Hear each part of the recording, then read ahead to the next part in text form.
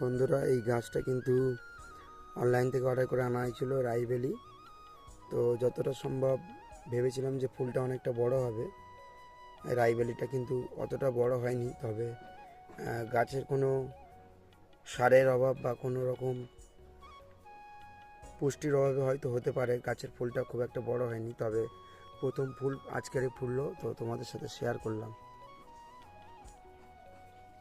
তো খুব সুন্দর পাপড়ি, অনেকটাই বড় হয়েছে দেখতে পাচ্ছি। তো দেখা যাক আরও কত বড় হয়, আরও কিছু ফুল হোক, তারপর দেখা যাবে পুরো ব্যাপারটা স্পষ্ট বোঝা যাবে যে আরও কিছু বড় ফুল হয় কি না। তো আজকের মতো এখানে এই ভিডিওটা শেষ করলাম।